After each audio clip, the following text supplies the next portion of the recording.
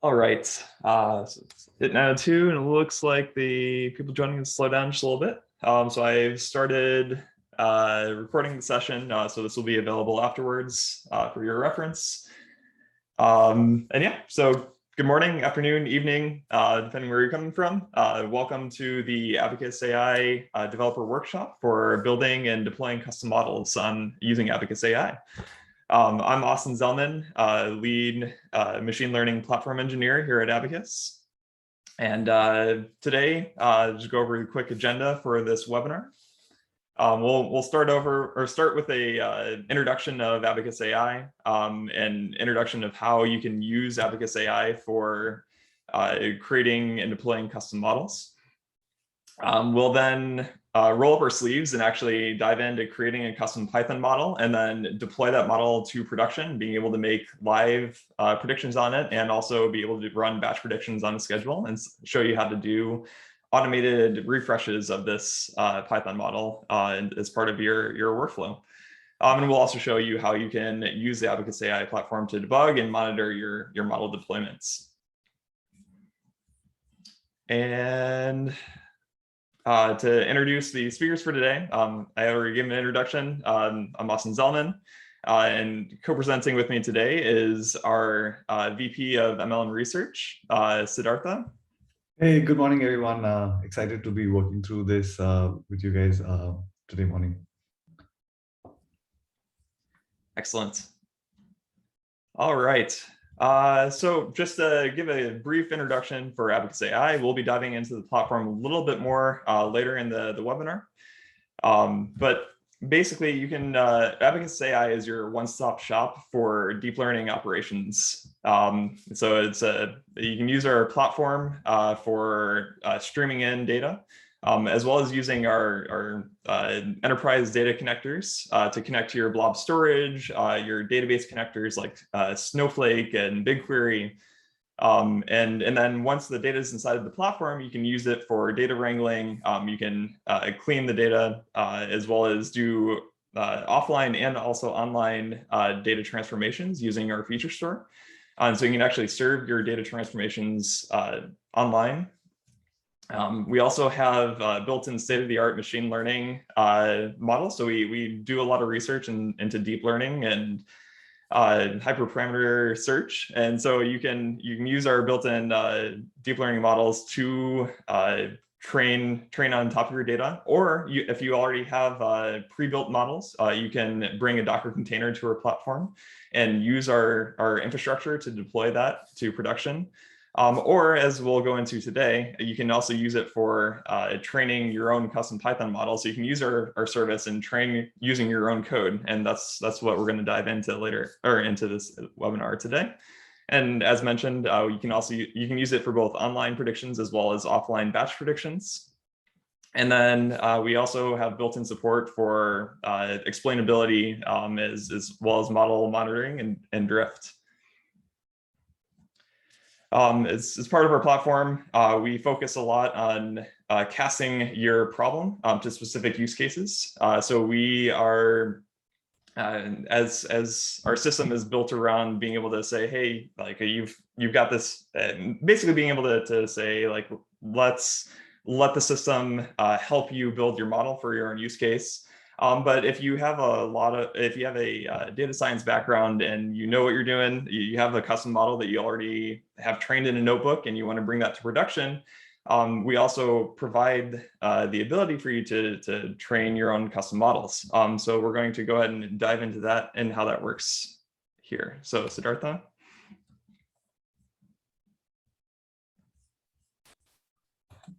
Oh, there you go. Okay, all right. So the way we approached the development of Abacus as a product is we wanted to start at a layer where anyone with data and a use case for machine learning could bring their data to the platform and build a model with relatively relatively limited background in machine learning or the latest sort of capabilities of models, different flavors of models that are available. the system, will take the data, help cast it into the appropriate kind of machine learning problem. We support use cases like forecasting, regression, classification, even more complex problem types like recommendation and so on, which generally have a certain structure. So the machine learning models will we train models for those use cases, but we also run AutoML. So we have a lot of capabilities in terms of building high quality models for a fairly open-ended data sets. However, we kind of always expected that there would be use cases, there would be customers, there would be people who would need more flexibility in how they go about solving their machine learning problems. And this can be for a variety of reasons. It could be because of model complexity, but in many cases, it could even be just the nature of like how they want to integrate into their business and in their products. There might be reasons why you want to run some custom logic, some custom filtering, either at training time and prediction time that is difficult to express in a very general or generic way. So the way we've worked on the product is in sort of what, well, I guess we refer to it internally as the layer cake approach, but essentially there's sort of like this notion of progressively exposing complexity to users of the platform. You can start with a very sort of simple to use framework and progressively expose more and more complexity of the system. And this is very useful in a machine learning context because building a model is often just one small part of like the overall life cycle of machine learning in real production use cases and business use cases, right? So beyond sort of like experiments in notebooks or beyond sort of like coursework, when you need machine learning to work in a production use case, you need to solve problems of reliable connectivity to the data sources that will feed the model. You need to be able to host the model in a scalable way that can be accessed from production systems. Maybe generate a large number of predictions in a short amount of time. So like some kind of distributed prediction framework. And on top of all of this, machine learning fundamentally is built on data, and data changes over time. So keeping models up to date is perhaps one of the most effective things we can do to get value out of our models. And so keeping a model up to date usually involves is often a significant undertaking because it requires coordination with upstream data sources. It requires coordination with downstream consumers of the data, and refresh cycles and monitoring and alerting become important because model quality can change over time, and being aware of that is important to let your users react when your model's performance changes. So to be able to leverage all of that without like having to, allowing you to build a custom model without having to recreate all of that infrastructure is one of the things we set out to do, so that you could progressively use you could use most of the platform, but change the parts that are necessary to customize for your specific use cases. There's kind of the final layer further down, and where you might want to do very custom things in the core model itself, in terms of whether you want to do something with TensorFlow that's very custom, or you want to do something with GPU that's very custom. And we won't get into that in this talk, but over time we expect to see use cases go to lower and lower layers and manage more and more of their pipeline. But yeah, having set the stage for that, I think we can maybe switch into the notebook. Austin, is there one more slide? I don't. Yeah. Okay. Great. There's a notebook link that Austin shared, and I'll sort of I'll present my view of it. We'll also be posting it in the chat. Yeah.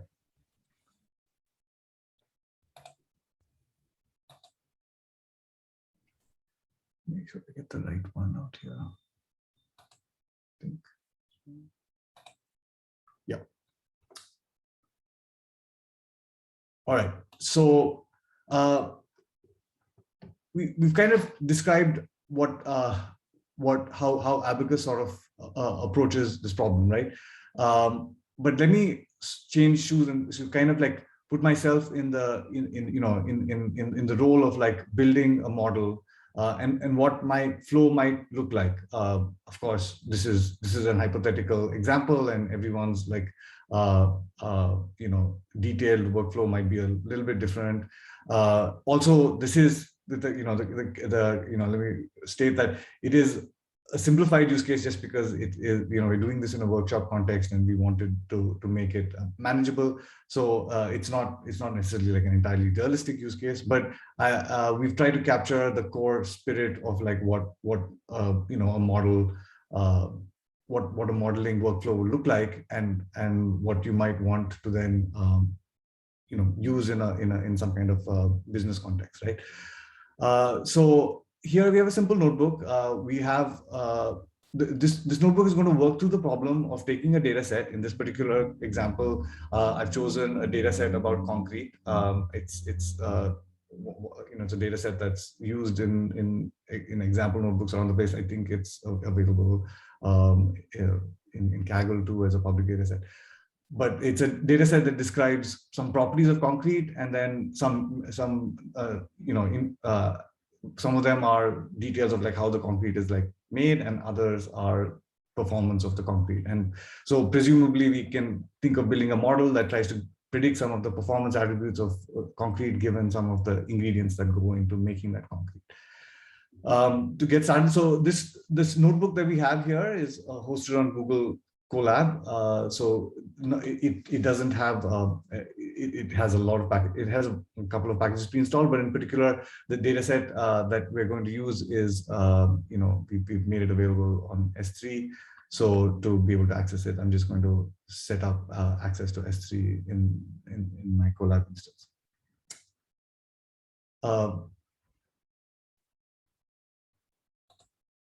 I think some people are asking for the link again, like maybe you want to repost it in the Q&A also. All right. So I should say, like most of this workshop is going to be focused on the Python and the Python ecosystem around data science.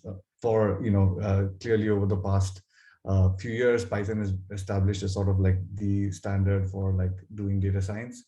And so we built our platform around Python's data science ecosystem also. It's very full featured. There are a lot of good libraries. There's a lot of resources for building models and even doing data analysis in Python, right? So we'll fire up probably the most popular of them. This is Pandas. I'm going to use Pandas for getting the data, interacting with the data, looking at the data, and so on. So we've got the library loaded, and this is normally where model building starts, right? So we pull our data set in from wherever it's located. It might be a local file. For convenience here, we made it available as an S3 download. You can try this with other data sets, but this simple one out here is what I'll use for the example going forward. So, if you get stuck at any point, feel free to go back and pull this data set and, follow the example as we go down. Okay, so I'm going to quickly, let's take a quick look at this data set just to get a feel for like what is in there and what kind of models we can build around it, right? So as I mentioned, it's a fairly straightforward data set. The first few columns all are properties of like how the concrete was made, the amount of cement in it, the amount of slag in it, so on, those kind of ingredients. Some properties that are dynamic, like the age of the concrete over time. And for the purposes of our exercise out here, we're going to predict this column somewhat cryptically labeled CSMPA. It's just a measure of the strength of the concrete. I think it's a measure of like the pressure that the concrete can take before cracking or breaking or failing. So we have this data set. It's all numbers. Some of them could be strings. Some of them could be, in your real data set, you might have other types of data, time, date, time, strings, text that you might want to deal with. But those are all details that are not important to like the overall structure of like how we're going to go about this problem. So, dealing with this simple numeric data set will keep our code simple going forward. Now, when we're building a model, and I'm sure many of you are familiar with this, a common operation is to transform the data in some way. And there are a number of reasons to transform the data. You could, common reasons are that you want to focus only on a portion of the data. These are simple filters and so on. There's the reason that the way the data was recorded is different from how the data is going to be presented when actually predictions are going to be made. So we need to change the training data to look like the data that we are going to predict on, because that's generally how machine learning works. You want the model to train on the information that is going to be used on at prediction time. And then there's also feature engineering, and this is actually a good use case. Often automated model building is quite effective. The state of the art has made it possible to do work with fairly complex and varied data that's unclean, data that has missing values. Neural networks and even tree-based methods are quite forgiving about many of these features. So we often don't need to do feature engineering, but in some cases this just might be unavoidable, and that might what really unlocks the performance of a model. So feature engineering is another reason why you might want to transform input data. Now, Abacus as a platform, and later in the talk, Austin will probably cover this briefly, but the platform itself supports sophisticated feature transforms via SQL, and SQL is fairly powerful, and so a lot of these transformations can be achieved through SQL transformations on your data sets inside the platform. Especially things like filtering and simple like cleaning of values and so on can be done in SQL. But we wanted to support Python because some transformations are just hard to express in SQL, or the SQL just becomes very complicated when trying to do some transformations that involve looking at the whole data set as opposed to doing things row by row. And then the other reason is, again, because of Python's rich ecosystem around transformations. We might want to leverage some of that ecosystem to do a transformation, right? And so I'm going to pick like a couple of examples here, and we can see like why Python might be a convenient place to do a transform, right? So we have this concrete data set, and perhaps it seems that it's best to predict on this data set using a quantile transform of its inputs, right? Like we predict on the quantiles of each of these values, these attributes of the concrete, rather than on the raw values. We find that we can build better models when we do that. So we can fire up Python and run it, and boom, right? So right there, like you do the calculation, it shows you what it looks like after the data is quantile transformed, and here we see the distribution of data after the transform. Like I mentioned, so now quantile transform is something that conceivably you could actually do in SQL. You might want to do something more sophisticated on the whole data set that is hard to express in SQL. A good example would be something like this. So PCA, for the sort of for people familiar with it, it's a unsupervised dimensionality reduction method. It's not important to know the details. It's the key thing is that it involves looking at the whole data, treating it as a big matrix, and trying to find the components that vary together and the components that vary separately, and find the main group of components that move together. So we can run a PCA on our data. I should import the appropriate library for testing this, and we can get the transform of our data and use that. So we can do various things, and I'm going to now might be a good time, Austin. I'm going to briefly scroll down, and there might be questions about this, so people answering questions is we have a cheat sheet, a notebook that you can open by clicking on the link at the bottom of this notebook that we're working through. If you want to use the definitions on the cheat sheet, feel free to use that to get the notebook to a working stage. It'll be used in the the rest of the workshop too. But feel free to also play around and come up with your own functions. It'll be fun to try out the various functions out here. So let me actually open the cheat sheet myself and copy in the code that we will test with, just so that we are in the same page for people following along with the details. So I'm going to grab this definition out here and to save myself some time, just paste it.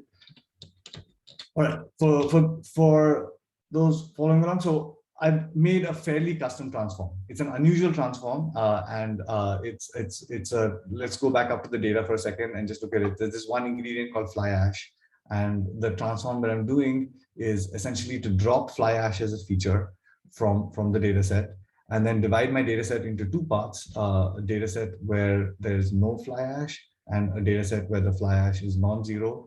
And then I'm going to return the data set transformed where all of the rows that had zero fly ash are adjusted by the mean of the rows that have zero fly ash, and the other set of rows where there was fly ash are adjusted by the means of the rows that have fly ash. So for whatever reason, for whatever business reason, I don't want to use fly ash to predict anymore. Maybe it's just not available in future versions of when this model is actually going to be used. And so I need to predict in terms of fly ash not being present, but I need to correct for the fact that the fly ash, the mean behavior around fly ash has to be adjusted for input. So it's kind of like a made up transformation. I doubt anybody will ever find this useful, but it communicates to the point of something it's easy to do in Python. It would be a little bit fiddly and a little bit challenging to do in SQL. You could do it with some joining and grouping and so on, but in Python it's straightforward to do, and we have our new data set that we're going to operate in terms of, right? So it transformed all of the columns, and this is the column that I'm going to use for my model building. All right, so now we can get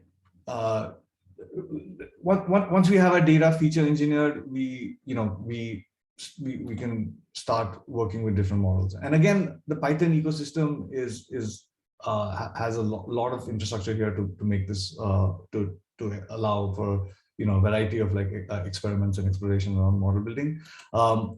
What is not what a lot of the packages that are available already implement state-of-the-art methods that for building a variety of models. And the Abacus, Abacus, since we do a lot of automated model building, our platform has a lot of these libraries available for use in your Python functions. Google Colab doesn't have it, so I had to run an install of CatBoost. We're going to use CatBoost in the final model that we build. But a lot of these packages are already present, and the documentation will cover what packages are available for use in your custom Python models.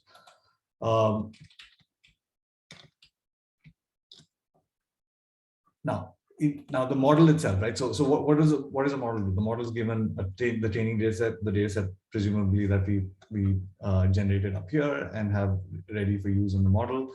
And given that training data set, it has to build some kind of prediction from that model. Now, models can be, fairly simple. You can, this by itself should be feasible as a model. I'm just cutting and pasting to speed up sort of the typing here a bit, but here's maybe the simplest classic model that we can build. We take our input values, we define a linear regression in terms of the input values, we leave out the target column from the inputs, and we separate out the what we want to predict out here. We ask the model to fit, we can print out the score that the model achieved, and then return the model. That's our train model, right? There we go. Okay. So without doing much, we train a model that it's a linear model in our inputs, and it has an R-squared of 0.62, I guess, whatever, and we can use it now for our predictions. Now, of course, if our model was so simple, usually there would not be much need to do a custom model. Most automated model building things would easily sort of do something similar. But there are times when we find properties of our data that make it hard for an arbitrary model to like a simple state, like a standard or like package model to work well. So we might need to do something more complicated, and this comes to experimentation, this comes to trial and error. But you might find a model that a model that ends up looking something like this. And this is an example of here, again, a bit of a made-up example, but actually quite reasonable in the real world. There are data sets that just do behave like this. And so here we start with the same thing. We separate out the training data set and the prediction target that we want the model to predict. But we start by splitting our data set into two pieces, a set of rows related to concrete that is young and a set of rows related to concrete that is old. And for whatever reason, we've found through some research that the recent concrete can be well captured by a linear model, but the older concrete needs some kind of boosted tree method or some kind of regression method. Sorry, a tree-based regression method, right? So we're going to use a mix of two models. We're going to train a linear model on the recent data in this part. We're going to train a gradient boosted tree using cat boost on the model that has older data, rows that have older concrete. And then we're going to package that all into a combined model, right? So in this case, it's a combined model that operates on two different pieces of data set. But like a very common reason for combining models is approaches like ensembling that you probably come across, where you want to ensemble between a tree-based model and a linear model, a neural network and a linear model. So here we return a couple of things that the model that we will need to actually use this model when we need to make predictions, right? And so we finally return the columns that we used in the model. You may not use all of the input models. There might be reasons why you want to leave out some of the models from your, some of the columns from your final model. Maybe they were not reliable. The other is the quantile transform, because we fit the linear model on quantile transform data. We need that same quantile transform to transform inputs so that we can actually predict the linear model itself, and then the cat boost model that was trained on the older rows. So we can run all of that training, and yeah. Okay. So it turns out there is actually I won't mention much, but you probably noticed this, like R squared, that's like crazy negative and so on. It's not important for the purpose of discussion, like the model is working, but I sort of left in one little sort of bug in the code, which might be interesting to fix. So if you're like looking through this code and you notice that something looks off and the R squared looks off, you can try finding like what is missing in this code evaluation. But overall, our model works, and we have outputs that we might want to start testing with, right? And now it's like quickly like just a brief aside here, like many data science projects end up stopping at this stage. You have a model, you have some score for the model, and it's a good score, and that's kind of where you've kind of convinced yourself that this data can be modeled. But in any real world usage of a model, you also have to solve the problem of like using that model and applying it to new data as it shows up. And often that flow can look quite different from like what the flow looks like at training, right? Like we did evaluate the model on our training data, but usually that's not how we're going to end up receiving the data for prediction. So like the last piece of like sort of having a working model is to have a function that can actually predict the output on new data given the model that we trained with, right? So this is the function that goes with the training function up there. We can actually, let me make it a little simpler than what we had, than what I had right there. Oops. I'm going to take out this else condition and just return this. Okay. I'm going to start with this function out here. So what do? We get the model that we trained with. The model had these 4 pieces in it. So we unpacked these 4 pieces, just exactly what we had saved as the final result of the model. We unpacked them into the same values that we did built while training. And then we use one of these values. Now, the current implementation of the predict function I have in here just uses the recent model and applies it to all of the rows, right? So at this point, we should have a working predict function. Okay, great. So we have a function. It does something. It predicts for all of the rows. I can test it on young concrete rows. I can test it on old concrete rows. My predictions work as expected, but I have a problem, right? Because I trained a model that was actually a more complex model than a simple vanilla linear regression. I trained a model that operates differently on old rows versus new rows. So my prediction function must also respect that behavior that I built in training, right? And so this is the reason for building custom models. You can do more complicated things at prediction time. So it's not a whole lot more complicated, but it does something significantly different. What it does here is it takes the input, it builds a row out of that input that it can use to send to the models. But then it looks at the row and says, okay, if this row is a young row, I should be using my linear model. And so then it generates the prediction using the linear model, and it applies the quantile transform, which the linear model was trained on before passing the row to the linear model. Or if it's an old row, it just goes ahead and directly passes the model to CatBoost. And you notice that the CatBoost library requires the data in a slightly different shape. So it adjusts the shape for use by CatBoost, generates the prediction, takes the prediction from either of these branches, puts them back in the output format that you want, and then you run it, and you'll see that I don't know whether, I think should have. I think the values are different, right? I didn't know some of them are. Oh yeah, these values change. This, by the way, this thing I'm the thing I'm printing out in the output. There's the actual on the right hand side, and then the predicted value on the left hand side. So when I change this function, these change. These of course didn't change. The right hand side column didn't change because they're the actuals. But there we have like the model predicted and tested, and so now we kind of have all the working pieces of a model that we might want to use in a production context and use in different ways in production. But it's all sitting in this notebook, and I have to figure out how to get it to various software teams to put into their systems, right?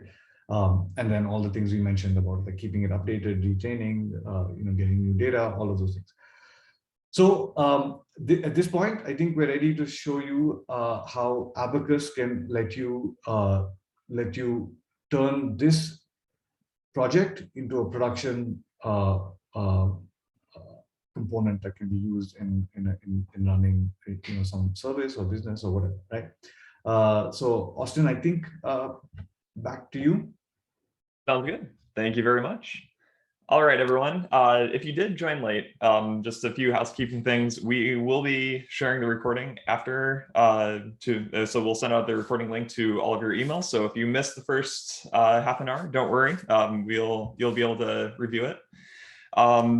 Secondly, to get everyone going, if you missed the first notebook, we will reshare the link in the chat. However, we are now going to move to a secondary notebook here.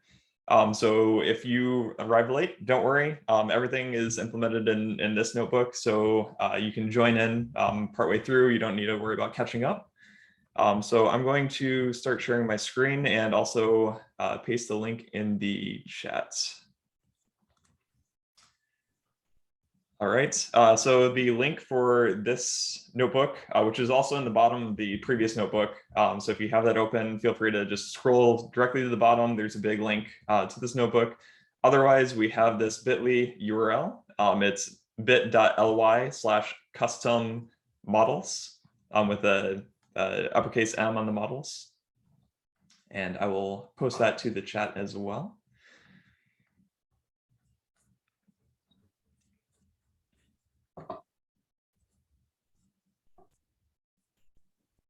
Siddartha, if you could post that to the chat. It's not coming up right at the moment. Anyways, once you are in this notebook, we're going to first create an Abacus.AI account so we can run through this notebook and upload our custom models to Abacus. So we did create a special link for you inside of this notebook. So this sign up URL will take you to or give you a custom token, which will be used when you're signing up. So this custom token is the only way to get onto our platform without an invite. And this will give you some free trial credits that allow you to run the notebook a few times and really experiment with the platform. So go ahead and click on this sign up link, and that will take you to the sign up screen. And if you already created your account, you'll be landed onto your dashboard, but we'll give everyone a few minutes to create their account. You should just enter in your name, email, and password.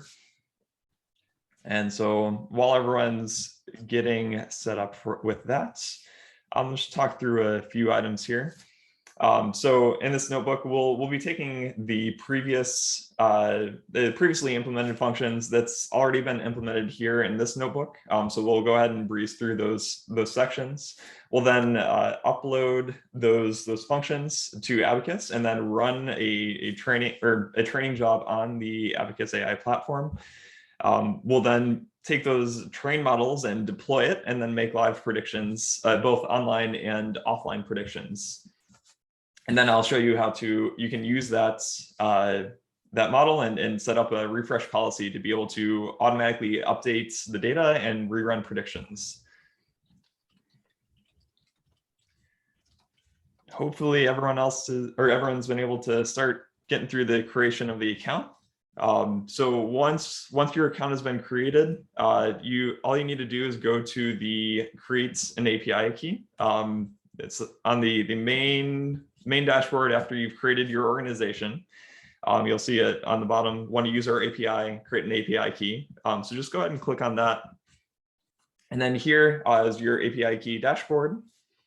So you can just go ahead and create an API key. One will be generated. You can give it a tag. I can say your notebook API key. But you can basically all you need to do is once you create that is to copy the API key and we'll paste it into our notebook. And so again, to get to this notebook, we have the bit.ly URL. So it's bit.ly/custom models. And once you have created your account, we also have a link here for getting back to the API key dashboard. So you can just reference the top of the notebook at any point in time if you need to come back to this. So all that we're going to do is then paste this API key in this slot, the second cell in our notebook, and then we should be good to start going. So first thing that we do in the notebook, feel free to follow along, ask any questions in the Q&A, and I'll address it as we're going through. But we'll first just install the Abacus.AI Python library, and that will download into the notebook.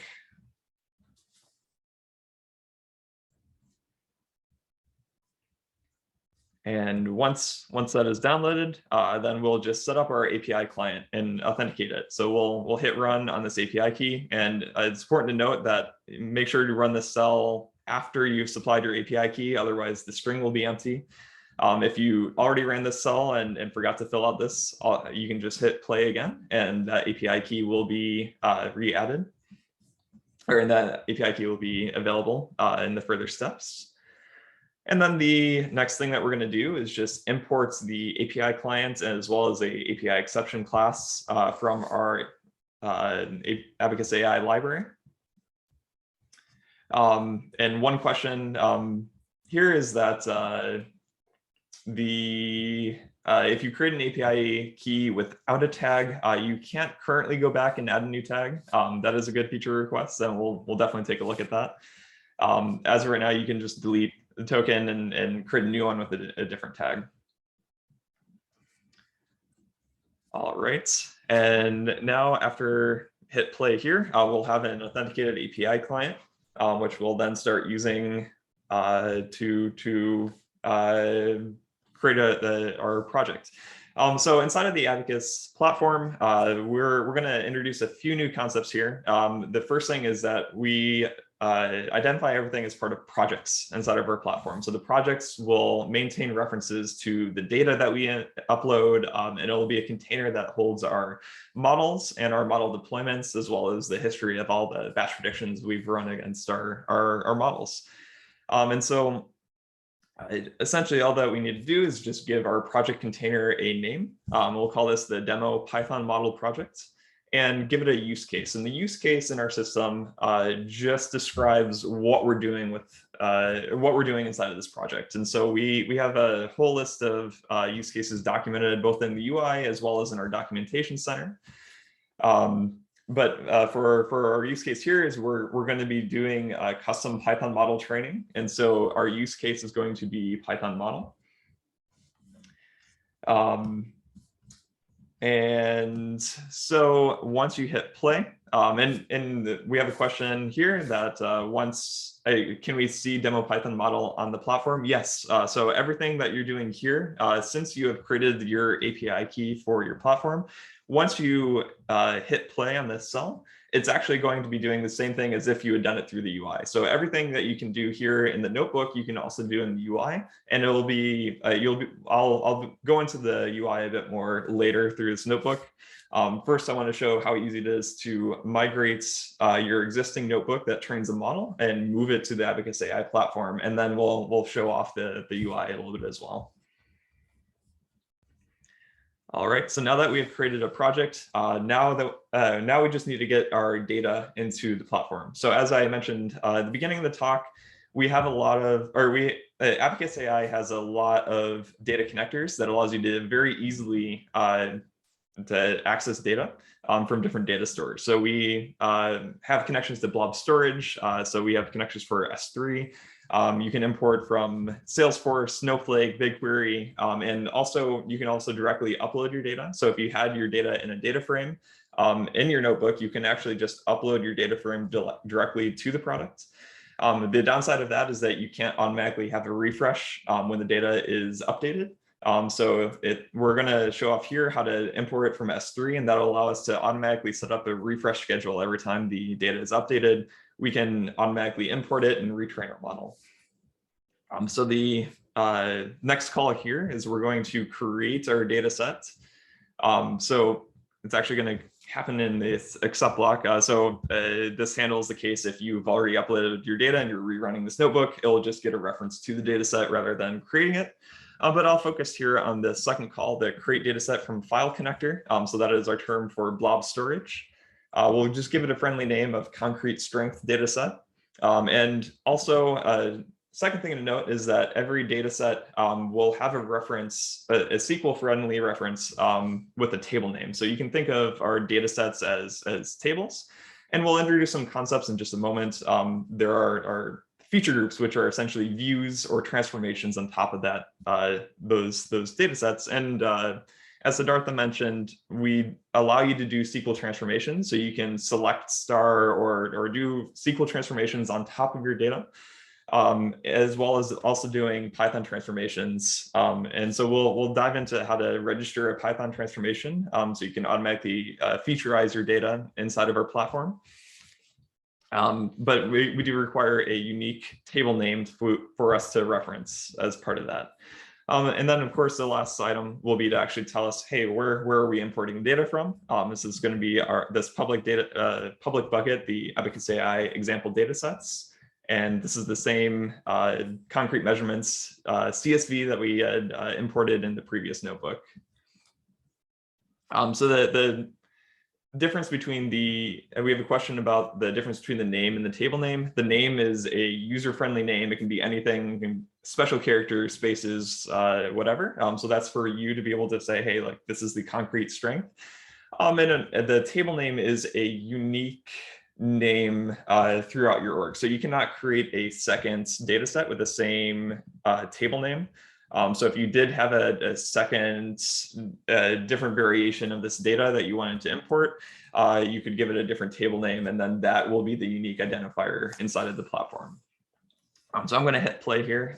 This will go in and create this data set. And then as soon as the data set's created, our platform automatically goes in and inspects that data. So it's just figuring out what's inside of that data, what are the data types, and given different data types, like let me give you a whole bunch of different stats on that. And so we'll dive into the metrics that we automatically compute on this data set later as part of this. But for now, we'll just let this play, and I'll go through and talk through this next part. All right, so once this data set is inspected, which it's already done and completed, we then have the concept of the feature group. So the feature group is, again, just the view on top of the data. And so we can actually use this view to go in and do any sort of transformations. And so by default, you can do simple SQL transformations on top of the data. And this concrete feature group, you can just call get the view for this data by calling describe feature group on this data set, and that'll get you the view that we'll be able to reference. And so what we'll do here is we'll actually just go ahead and call materialize. This will create a version of this view. So we'll materialize that view, which will apply all the transformations. In this case, it is just a select star on the data. And then we'll call then load as pandas. So that will take the transformations of this materialized data and download it back to the notebook. And then we can load it as a pandas data frame and view what the transformation is done. Of course, in this case, no transformation has been done, but it'll allow us just to view this data that was imported from S3 and download it to notebook. We can view it, we can do transformations, we can play with it. And run with it locally without having to have installed that S3 connector as we did in the previous notebook. And so this that is now materialized, and you can see we have the same data set. Load the first 10 rows here. Has the cement, CSMPA, all the data that we need to train our model. So we have a question, what does materialization mean? So the materialization is just taking all the transformations that we're applying on top of the data and applying them, and then in writing that down into a file. So essentially, just rather than doing the transformations live, as I'll show later in the talk, we can view the transformation, all the transformations applied on top of the data set in real time, but we can also materialize that will save all the transformations, which will then be used and allow us to load that very quickly in the platform. Austin, like, I mean, I think two things to like emphasize here. One is the fact that like, because of Abacus's connectors now, like, you know, data coming from Salesforce or data coming from like other connectors can just as easily be used in Python functions without writing custom code. And then I think the materialization also is very important in the context of like data versions, because in a real world system, like data changes weekly, nightly, and materialization essentially is like taking a snapshot. So you know at a particular point in time what your data looked like as of that point of time with that definition of your transforms and so on. So it's a realization of your data at a particular point in time. Thank you. Yeah, and as Siddartha noted, it is valuable as well to be able to say, hey, like maybe I have some of my data over in S3, I have some of my data streaming, and I have some data in BigQuery or Azure storage. And this allows you, the platform allows you to bring all that data together. You can write joins as well on top of this, or on top of each of the data sets, and allow you to do those custom transformations and bring it all into one data frame. And that again allows you to not have to worry about all the authentication. That's all managed inside of Abacus.AI. And then you as a data scientist can say, hey, I just want all of this data joined together from all these different data sources, and I want to be able to use that data as part of my training pipeline. All right, so now that we have our data, we're going to register this Python transformation to do the same thing as we showed in the other notebook. And of course, we can test it locally here. So we can take the data frame that we just loaded from Abacus into our notebook, and then run this transform concrete with the input data frame. And of course, we'll get then exactly what we had in the previous notebook, the transformation done locally. But what if we didn't want to ever have to do this locally, and we wanted this transformation coming from S3 just to automatically apply this transformation inside of the Abacus platform, and then we could use it as part of our training without ever having to bring it into a notebook. That's where we can register a Python function in the platform as a feature group. So what we're going to do is create a feature group, which again is just a definition of a transformation of data. So we'll give it a new table name. So this is going to be our, again, just a unique organization-wide unique name, which we can use as part of model training or for other inputs for other transformations on top of this. We'll give it a function source code input. So we're just going to pass it the function definition, and that will automatically convert that and upload the function to the Abacus platform. And we'll tell it what the function name is to call. So given that this is the transform concrete, and we allow you to pass in arbitrarily large source code.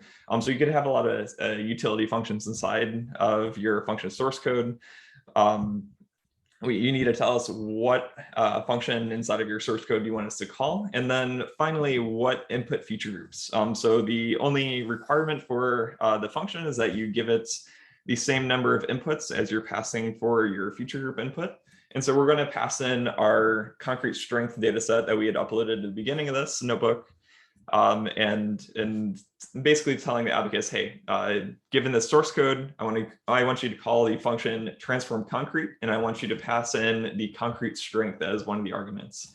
If you had more data sets that you wanted to use as part of your transformation, you could, of course, add more arguments and pass in more data sets into this transformation. But for this case, we're just using one data set as input, and we'll produce a new table view with the transformation applied. So I'm going to go ahead and create that or register that function.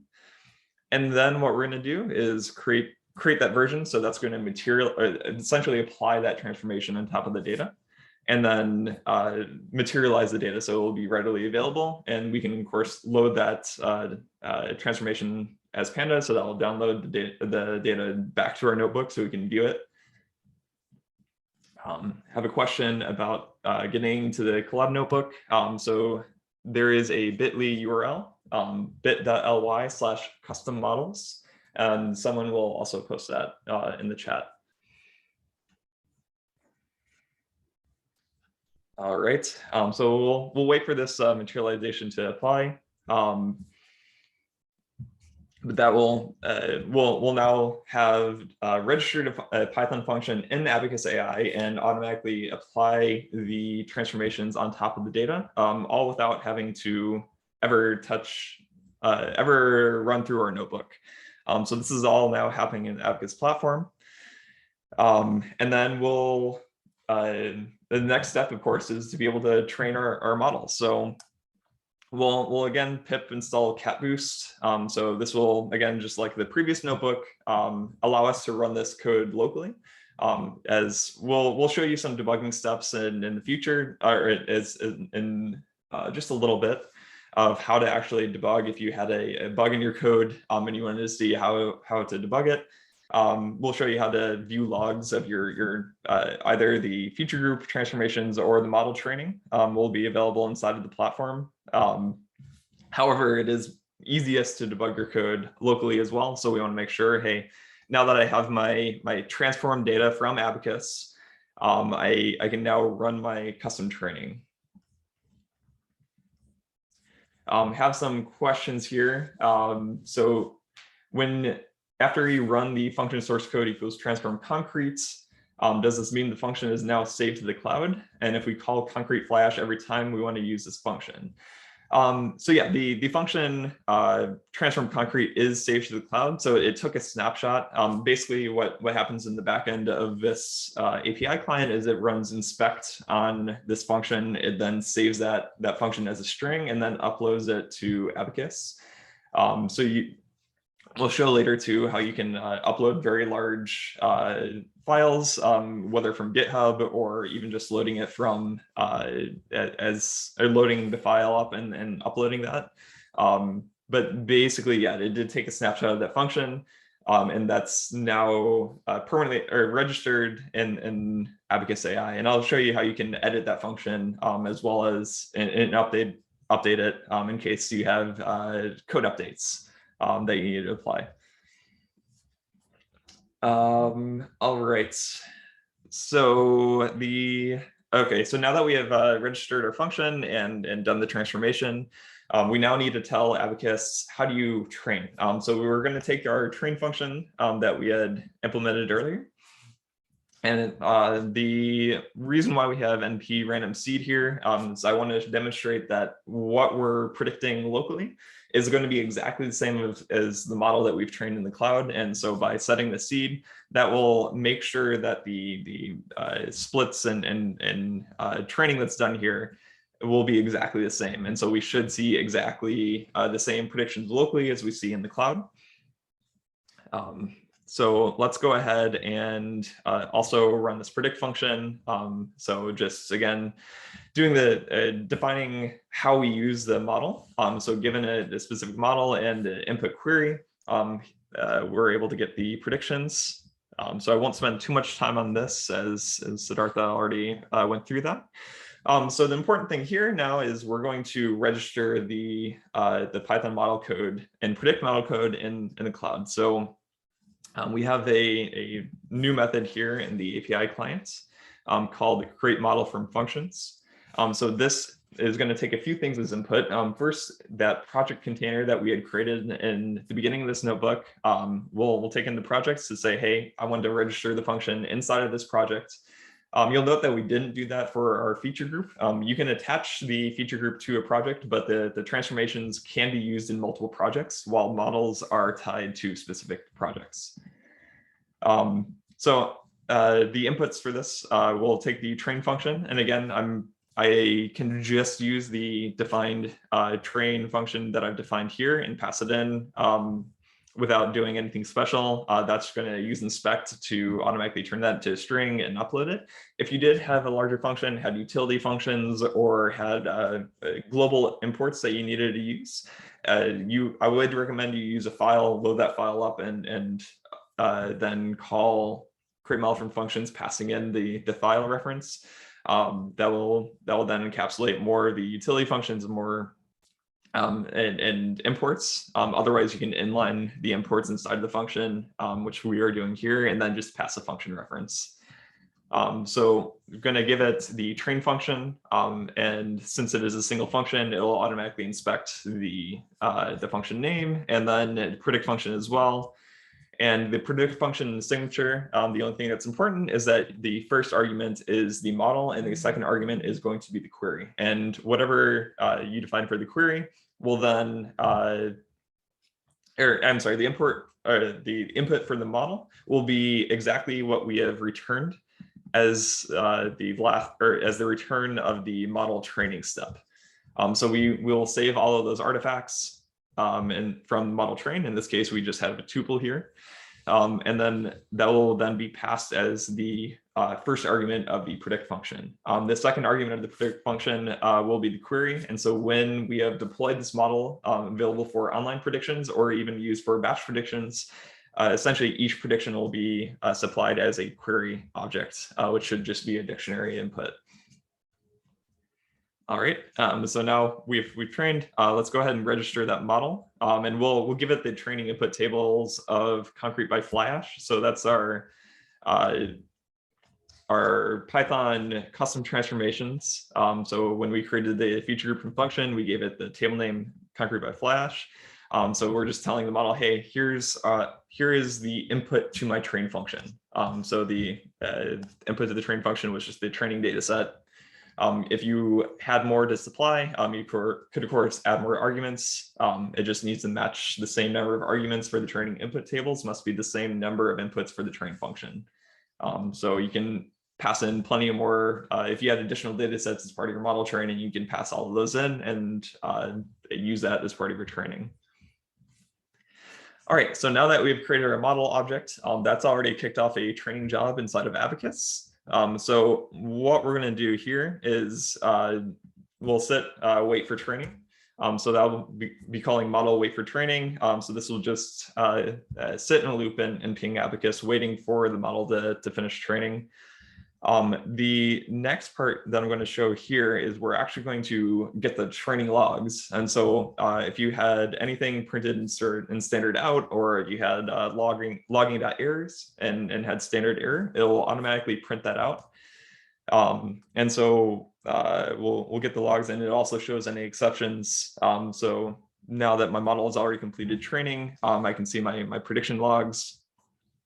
So it'll show some basic stats. So here's when it started, here's when it finished training. Standard out matches exactly what we had here. So we got our standard out, we had no errors and no exceptions. So Siddartha will show off how we can go through and actually debug using this data to help fix any training errors that we had. And then finally, sorry, did a lot in this cell. We also then created a deployment. And so deployments are just pointers to the model, and will actually allow us to make live and batch predictions on our data. So what we did was we created an authentication token. So we use a different token set for making predictions. This is so you can use that as it's specifically only for making model predictions. So it can't go and create more models or import data sets. So that's why it's separated from the API key. But this deployment token will then be used for predictions. We'll then create the deployment, pointing it to the model that we just trained. And then we'll wait for the deployment. And so once that is done deploying, we'll then be able to make predictions. So in this last box here, we'll make predictions against the local model. And we'll just give it again five inputs from our training data set, and then confirm that it is exactly the same as the predictions when we call client.predict, give it the deployment token, give it the deployment that we had just created, and then give it the same input as we did for the local model. And then we can confirm that it did give us the same exact result. All right, so that was a lot very quickly. So just to review, we were able to go in, create a custom Python transformation on top of a data set that we imported from S3. We then created and registered and created a train model function, as well as a prediction function that we called for live deployments. And then we, after registering that, we trained it in the Abacus platform, giving it our custom transformed feature group, and then it created a live deployment, which we could then create predictions off of. I have a question on here. Can we get a copy of the speaker's notebook? So the link to this notebook is available. We have a bit.ly link here. bit.ly/custom models. So you can follow along and click through. So I will paste that link in the Q&A. All right. And so now that we have created this deployment, we've done live predictions. Now we want to actually make this usable in production. So we'll pretend that our data CSM or concrete measurements are going to be updated on a regular cadence. And so we actually want to go in and update that data. So actually, let's first create a batch prediction job. So we're able to do live predictions on our data or from our model. But let's say that we had a very large input data set. So we can just, for the sake of demonstration, we'll use the same concrete measurements as we used for training. But we'll say that we have a whole bunch of new readings that we want to get predictions for. So we can automatically run these through offline rather than sitting here and hitting predict for every single row, we can upload our entire data set of 1,000+ rows and get predictions asynchronously. And then those predictions can then be written out to S3, BigQuery, or just stored inside of Abacus, which you can then reference. So let's go ahead and create a prediction data set. So we'll do the same thing as we did for the input data set. So we'll create the data set from file connector. We'll give it a new table name called the concrete strength prediction input. And we'll then, of course, wait for it to inspect. Have a question here. Do people use client predict remotely trained version to do model monitoring and run the model daily? So you can use client predict to essentially to call it from any resource. So you want to be able to say embed this inside of your application. If you had a app that says, hey, just take all the readings. I want to make a prediction to see how the CSN MPA of this mixture before I make it. And so you can then input that, embed the prediction with the deployment token, deployment ID, and then just make the prediction, and the user will then get the results. But we also have built-in model monitoring, so you don't need to set up anything outside of the platform to monitor your model. That's all handled inside of Abacus.AI, and in just a little bit, I will go over how to do that. Okay, so now that we've created our prediction data set, we're going to call create batch prediction. So batch predictions are created against the deployment because the deployment will keep a container and pointer to a specific model version. So if we retrained our model, we can automatically deploy the latest model version. That allows you to say, hey, like I want to make sure that I'm running predictions always against the latest model version. So we'll use this deployment ID to create a batch prediction, and then we will set a dataset remap. So as part of the input, so we've noticed that we've not done any sort of transformations on top of this prediction input, but we want to do the same Python feature group, Python transformations that we've done for our training data set. So what we can do is actually just say, hey, so given that I have this set of transformations that are done for my training, I want to do the same thing on my prediction data set. So we can just say, hey, given this batch prediction, I want to just replace my training data set with my prediction data set. And then we'll apply the same transformations on the prediction data set as if it was the training data set, which means that we'll run that Python transformations every time we run the batch prediction. So now that we have created our batch prediction, we've set the dataset remap, we can actually now run the batch prediction. And so that will take our prediction data set, apply the transformations, and then for every single row inside of our prediction data set, we will run the predictions in through the model and then get results. So I'll go ahead and kick off that job.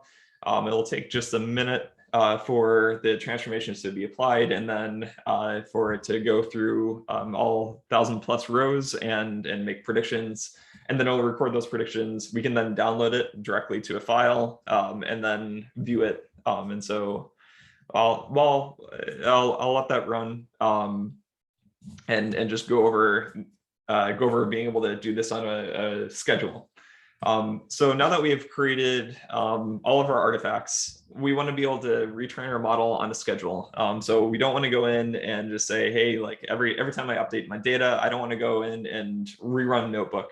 I really want to be able to productionize and do this on a schedule automatically. And that will, and so in order to do that, we just need to set refresh policies. So we use a cron syntax.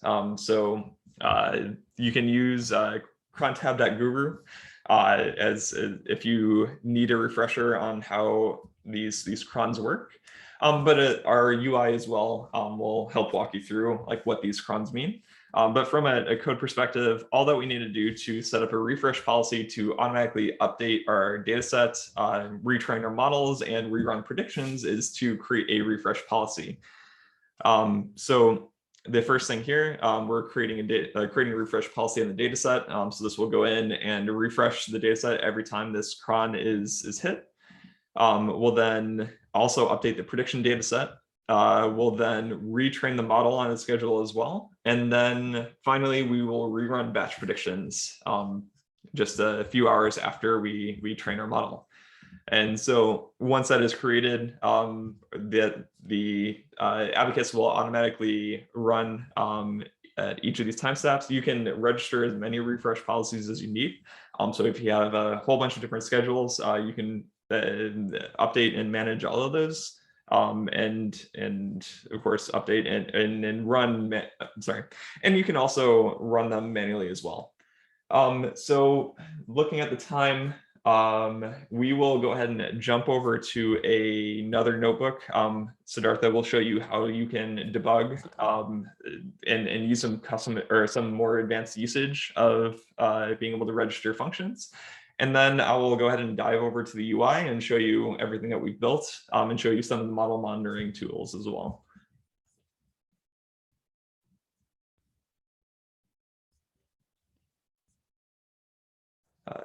Siddartha, you there?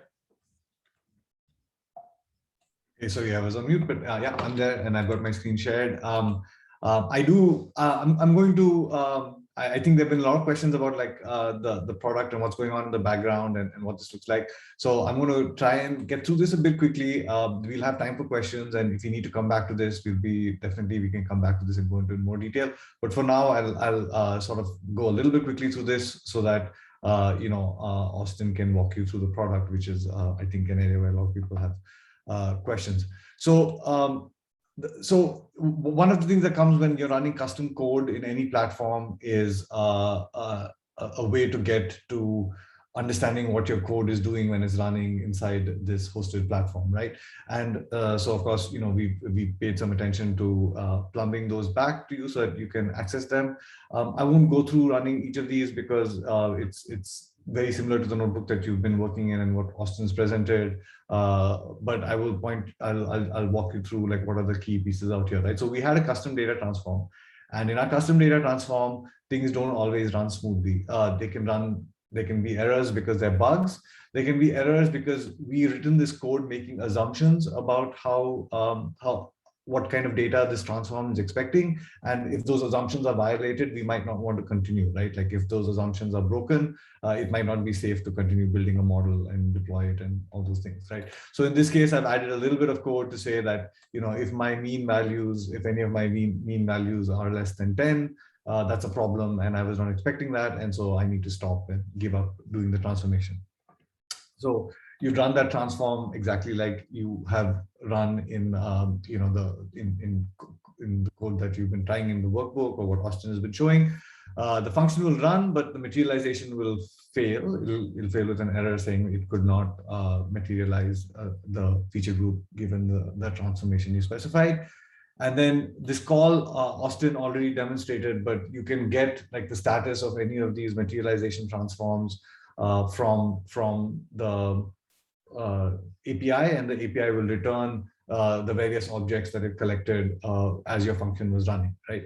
Key ones being standard out. You might want to print some kind of debugging information. So for example, out here, we computed the mean of the data set to subtract out from the group of values before, to apply the transform. We might want to know what those means are. We might want to just be able to inspect and look at those for sanity checking or whatever. And so that printout is available here in the standard out stream. Whatever you printed is shown as if you had run it like locally, right? But then also we did end up violating this condition. One of the means, the superplasticizer, whatever that is, happened to be less than 10, and we were expecting all of our means to be greater than 10. So if that is a problem, we said we had to stop with an exception. That exception is returned, and the exception is much like a Python exception would be returned locally. It has a type that you can look at. It has a string, whatever debug information you recorded, but also a trace back, right? So it's telling you in line 10 in the transform concrete function that you shared, the value was not matching. Now the same thing can happen during training. Now you're running your training function, in the model, and actually, okay, to do this, I will have to run it. So let me go ahead and this notebook. Actually, Austin, can you just, yeah. I'm wondering whether I should use your API so that I don't need to start from the beginning, but let's see. It should be pretty quick to click through. Do you need an API key?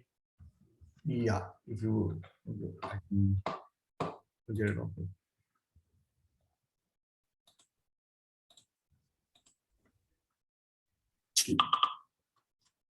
Yeah, one sec. I'll just go ahead and click through these so that you can get these two.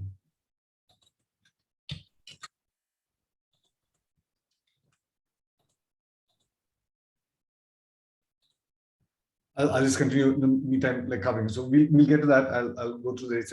There's one other piece that I wanted to discuss, which was actually it's here. I do have the logs. Never mind, Austin. It's okay. I got the logs from a previous one. So this is just the setup of the training function.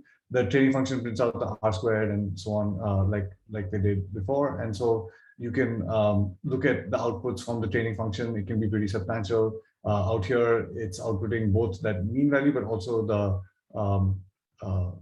the quantile transform that was applied, the actual quantiles that were computed for each of the column values. So if you need to debug those kind of things, and then this is a pretty common thing that you have in machine learning models. You might, when you first train the model, you might have gotten a certain R squared, and you might want to enforce that the model always achieves that R squared and doesn't drop below that value, because then it becomes sort of not reliable to use. And so out here in this model code, I've added a guard that said if the model's final R squared drops below some requirement, it should fail. And in this case, it did drop below that and it failed.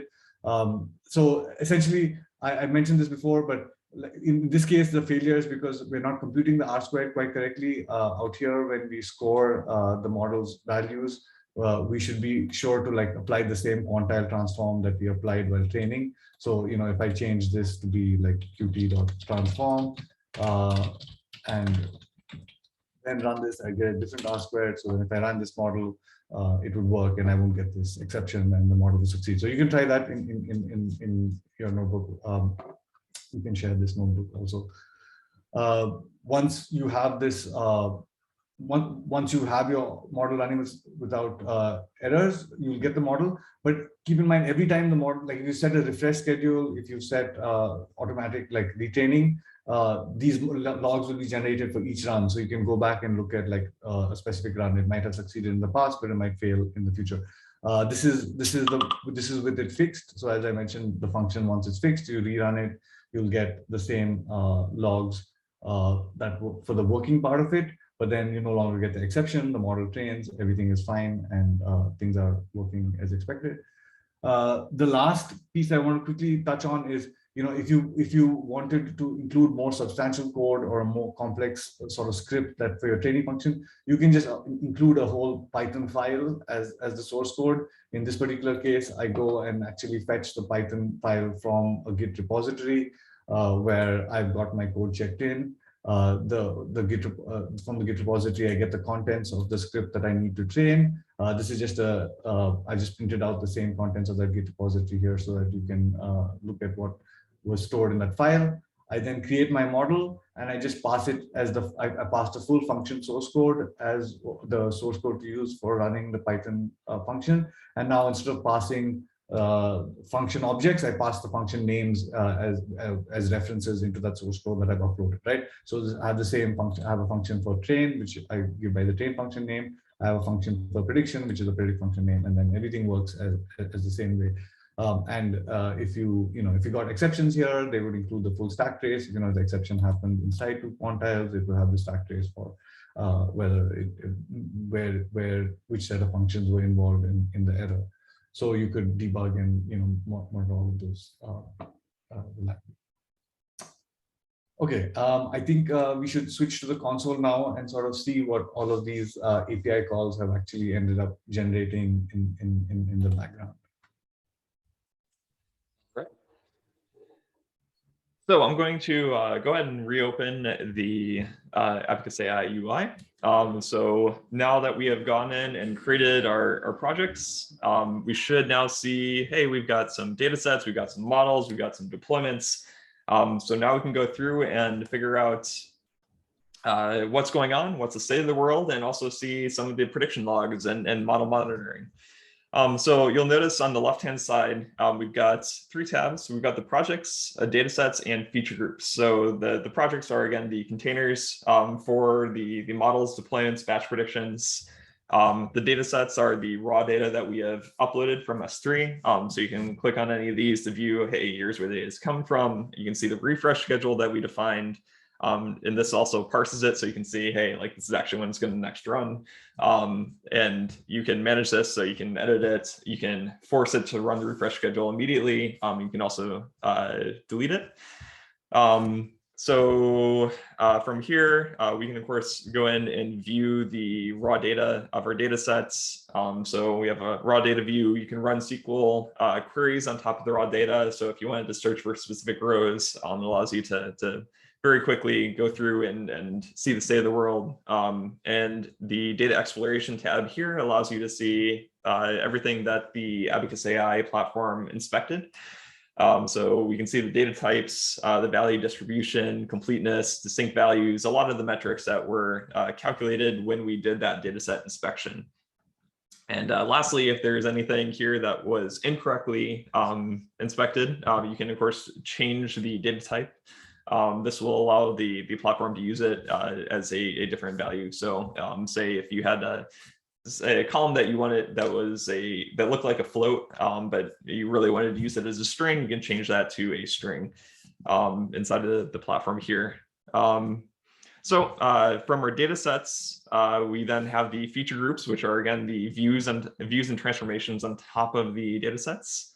So the first thing that we want to take a look at is just the defaults. So here we're just, again, just a simple select star on top of the data sets. We can view the custom transfer, or the projects this thing is used in, and as well as looking at any of the versions that were created. And then you can, of course, export those versions. But that's less interesting than going and looking at the Python transformations that we've done. So by opening up on the feature group tab, we have the concrete by Flash that we had defined using our Python function. So you can see here we have our transform spec, which is our Python function that we had uploaded using the API. Here you can go in and update the code. So if you made a mistake, wanted to update the file that we are using, you can write the code directly here in Abacus. Otherwise, you can paste the code or use the API to go in and update this Python function. So this will then just change the function definition, which we'll then use as the next time we run the transformation on top of the data. And of course, you can update the function name and the input feature groups that are used as part of this transformation. And then in the bottom here, you can view the materialized versions of this data. So we allow you to export. So if you wanted to just use Abacus.AI for data transformations, you can then just export to S3, BigQuery. Any of our data connectors are available. You can also explore this data. So after the transformation is done, we again do some inspection here. So you can see the value distributions after the transformation has been done, as well as viewing the materialized data. So this is the raw data view of the post-transform data. And so from here, we now have our transforms, we have our data. Let's go ahead and take a look at the projects that we had created. So the first one we created was the working Python model. So we have, let's go ahead and take a look at our registered model. So again, you can go in here and edit the model code. So the only difference here is that the code has been brought into the same file, but you just need to, we automatically inferred the train and predict from the API client. So here, if we wanted to update any of the code, change our parameters, change the inputs for our training function, we can do that all here.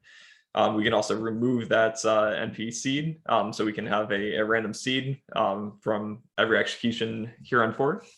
You can also, now that I've updated that, I can call retrain to retrain my model. That will create a new model version. And then finally, I can view my execution logs. So you just click on logs under actions, and it'll show you when this model started training, and I can see my standard out. Next up, when we have our deployments, so deployments are, when the deployment is active, we can make live predictions against this model. So we have a predictions API, so you can input your request JSON, hit run, and get a prediction out. If you put in something, or put in a blob here, my predict code was looking for specific keys in this data.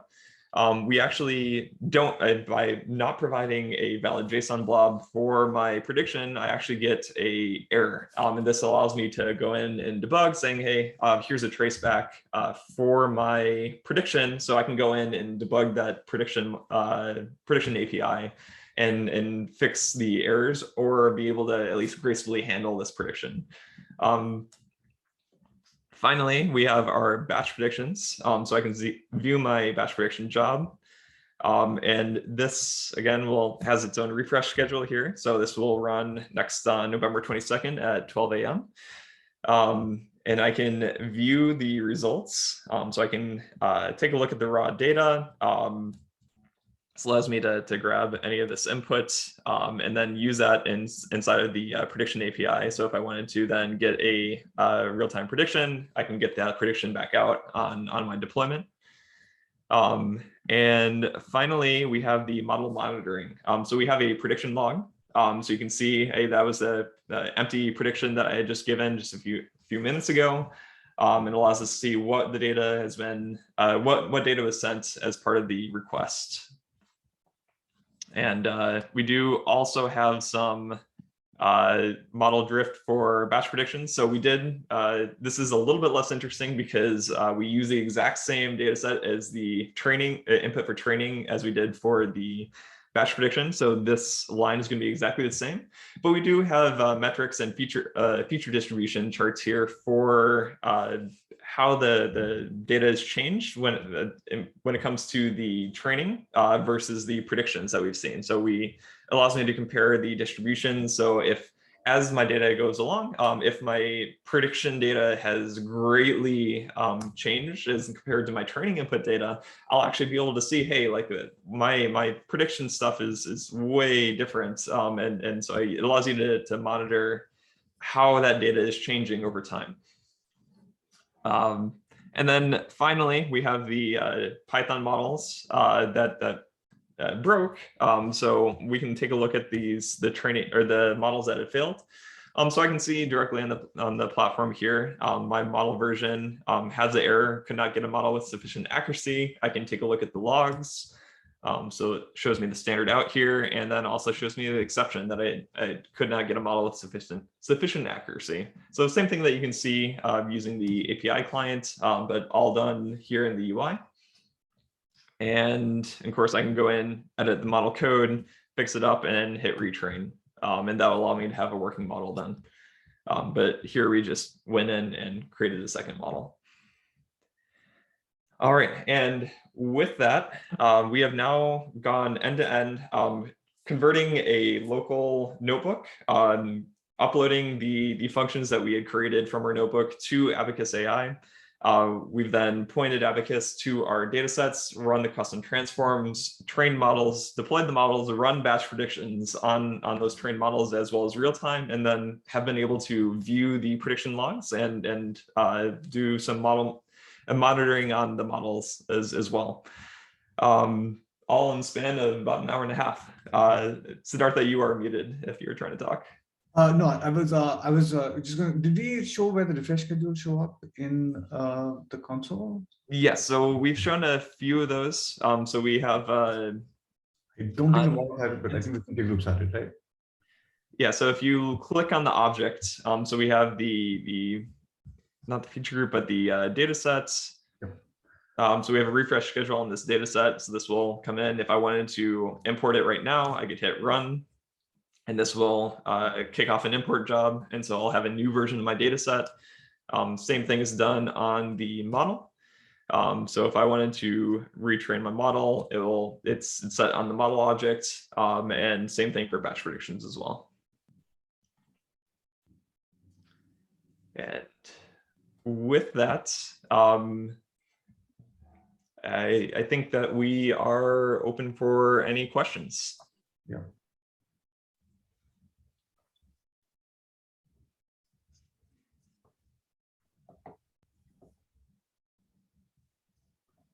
Watching, I don't see. Yeah, you can feel free to type them up in either place. Like there's a question. And yeah, just as a reminder to everyone, we will send out the collab links as well as the recording of the session to everyone's email after the event.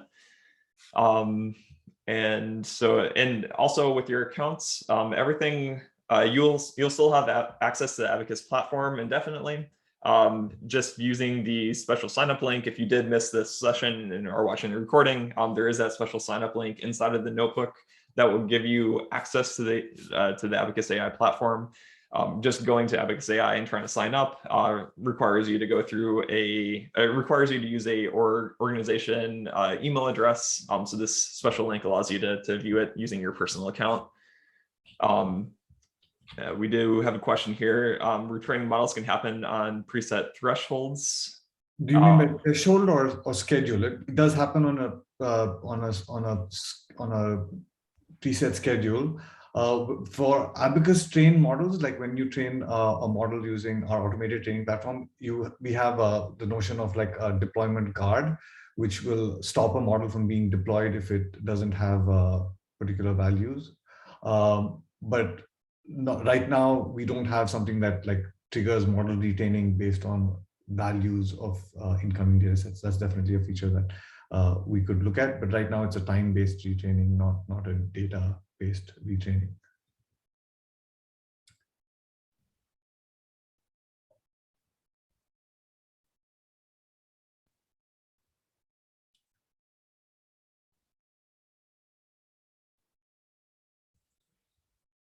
We want to thank everyone for joining in on the session. It was a pleasure going through it with you. And we'll stay on for a few more minutes if anyone has any additional questions.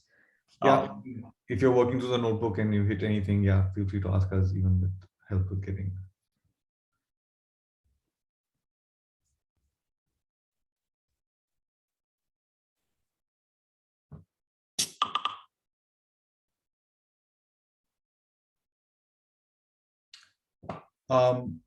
I think there's a question about how this compares to services like Amazon, Azure, GCS. I think maybe if I have to give like the short pitch, it's that Abacus, we do a lot more about like orchestrating the overall machine learning flow. The other platforms, the platform from the public cloud providers have a lot of sort of components that you can stitch together into a production ML workflow, but it requires you paying attention to all of these things like scheduling using Lambda functions in AWS, or distributing compute using SageMaker. There are a lot of like platform components that they do offer. Abacus I think there's a good question about like what are ML best practices. One of the things we try to do in Abacus is kind of bake ML best practices into the product itself, so that in the process of building the model, you're thinking about what it means to have this model run in production. And that's because our automated model generation has to cover all of those things for our customers. And so we have that template for like a ML ops best practice built into the product itself.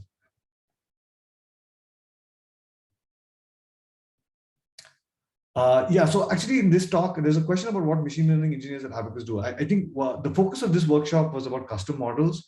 A large part of the Abacus product is actually dedicated to automated building of models. And so ML engineers here at Abacus have built a number of AutoML and neural network templates and data transform templates that are suited for different problem types like forecasting, recommendations, even predictive modeling, and so on. And so the system is capable of building the model for you. For most of our customers, they actually have Abacus build the model for them directly. This workshop was focused on sort of the advanced use case of when the automated model building is not quite sufficient. You can also there's nothing stopping you from training automated models and your custom model and comparing which one works better for your use case. You can train both and then pick which one works best and deploy the one that works best for your use case. This question about Ensemble. Internally, we use Ensemble and many other methods like this to get to build the best possible model. If you are writing your own custom function, you would do ensembling as part of your training function, cross-validation as part of your training function. Someone had a question about that too. Yeah, so as of now, we have explanations primarily supported for we have explanations supported for our Abacus trained models. We use a black box explanation model, so we could apply it to user trained models also, but that would require the user to specify more information about what input variables their model is finally operating on. It's something we are looking at, both supporting explanations and metrics on user trained models. But for now, explanations are supported only on the Abacus trained models. And what they use, we use methods like SHAP to generate real-time predictions for each prediction where explanations are required. As of now, the platform is not HIPAA compliant. We are SOC 2 compliant, but we are not HIPAA compliant.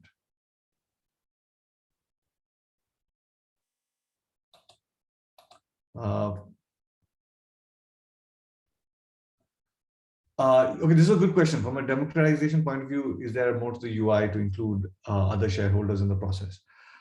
So yes, again, this was a very small part of the UI demonstration, and normally a workshop, so for example, one single use case like forecasting by itself is a 1-hour workshop that we've done in the past. There's a lot of custom UI around each use case. Custom UI in the sense that UI optimized for the forecasting problem type. So you can show stakeholders what the actual was, what the model was predicting, what the value is in whether it's able to capture P90 forecast behavior, P10 forecast behavior, the items in which it's doing well, the items it's doing poorly. So there's a lot of customization around each problem type. There's a lot of support for helping people understand what the model is doing in our recommendations. You can look at example users and see given their history, what the model is thinking that they'll do in the future, so that people can look at it and understand how it's working. I would say that there is definitely a future workshop that might be interesting to you if you're interested in some of these use cases and how they apply.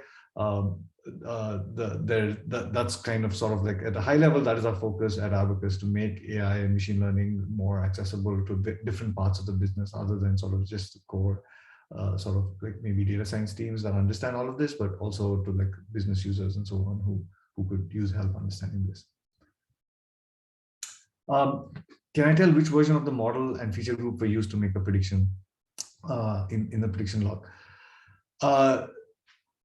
Not immediately in the dashboard.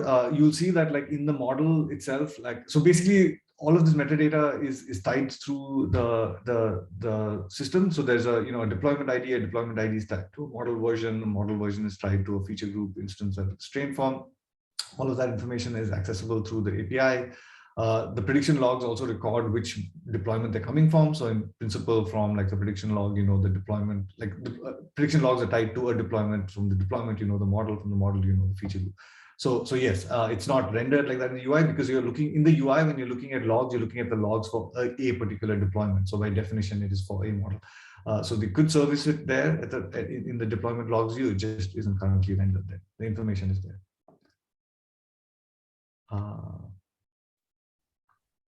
Hopefully I answered that.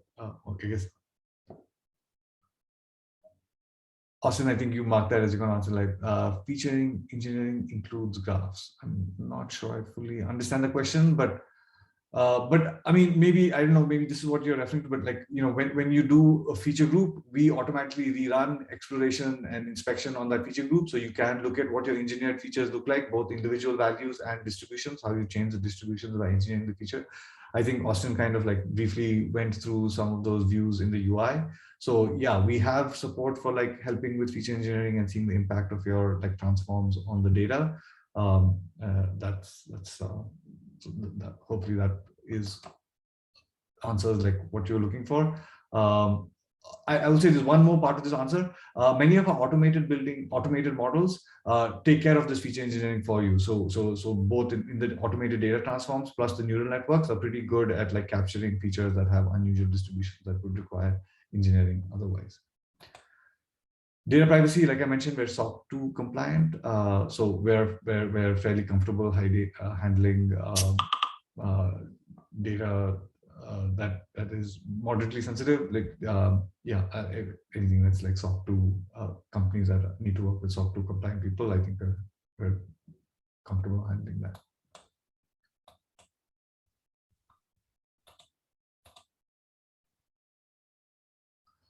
The company pricing. I think it's in the product there's some credit card usage, there's a free tier, there's credit card usage. For enterprise pricing, it's something you should contact us about. It depends on the type of the model. So different models cost different amounts. Different models have different services. So like recommendations, for example, tends to be a high TPS use case where like the pricing is based on like request volume, whereas forecasting tends to be like infrequent predictions once a month or maybe once a week, but a large number of predictions usually on a whole catalog or something like that. So we have different pricing models for different enterprise use cases, and so it's probably best to speak to someone at the company regarding your specific use case.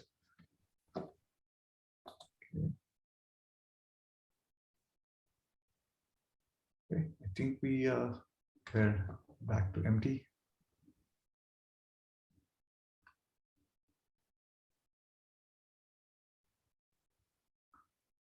Yeah, all right. Thanks again for joining. And I think we'll go ahead and stop the recording and call it a day. Thanks, everyone. Have a good day or good night. I know a lot of people join from India too.